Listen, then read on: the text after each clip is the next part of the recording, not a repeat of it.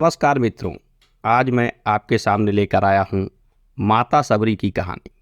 सबरी एक शांत, सुशील और दयालु स्वभाव की बच्ची थी। बचपन से ही उसमें करुणा भाव विशेष रूप से था।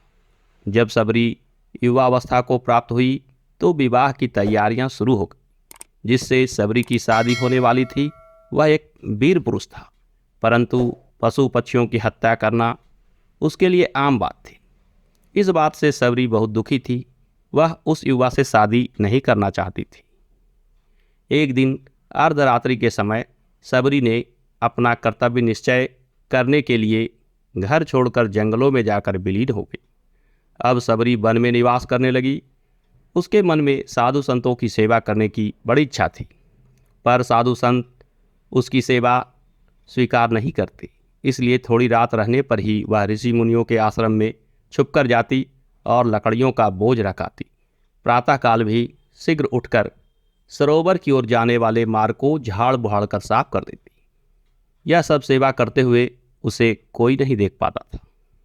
सवेरे उठकर ऋषि मुनि आपस में चर्चा करते कि कौन है जो ऐसा सेवा कर रहा है। ऋषियों में एक मातंग नामक ऋषि थे। वे परम विरक्त और भक्ति रस से परिपूर्ण थे।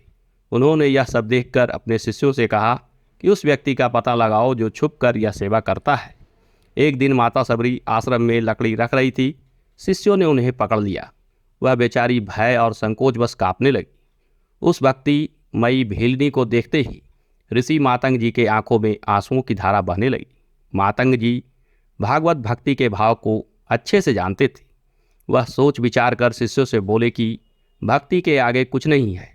यह इतनी पवित्र है और इसका भाव इतना सुंदर है कि इसके सामने कोई ब्राह्मण भी नहीं टिक पाएगा।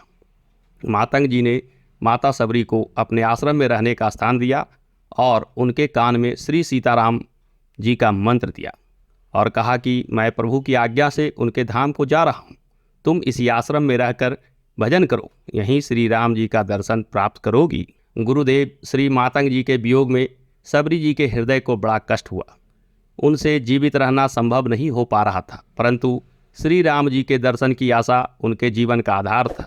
इसलिए सबरी जी मुनियों के स्थान मार्ग को झाड़ बुहाड़ करने में एक दिन विलंब से गई। कोई ऋषि मार्ग में हुए कष्ट के लिए सबरी जी को डांटने फटकारने लगे। सबरी जी भागकर अपने कुटीर में चली गई। ऋषि पुनः स्नान करने के लिए जब सरोवर में गए, सरोवर का जल खून के समान लाल हो गया था। उसमें कीड़े मकोड़े दिखने लगे थे। वह ऋषि इस चीज को समझ नहीं पाए, उल्टे ऐसा समझा कि सबरी के स्पर्श जन्य दोष से ही जल दूषित हो गया है। सबरी जी को श्री राम जी के आगमन की बड़ी चिंता रहती थी। वे भगवान के आगमन की तैयारियों में लगी रहती थी। वन से बेर लाकर चक्कर मीठे बेर प्रभु के लिए संग्रह कर रखती थी। प्रभु के आगमन मार्ग की साफ सफाई करती थी। सोचते रहती थी कि कब प्रभु जी का आगमन हो और श्री राम जी के दर्शन हो। इस प्रकार प्रभु जी के आगमन की राह देखते देखते कई वर्ष बीत गए। तब एक दिन अचानक प्रभु श्री राम जी आ गए, परंतु माता सबरी को अपने नीच कुल में उत्पन्न होने की बात याद आई और वह संकोचवश प्रभु के सामने ना जाकर कहीं छिप गई। भगवान श्री राम ऋषि मुनियों से पूछते हुए माता सबरी के कुटीर पर पहुँचे।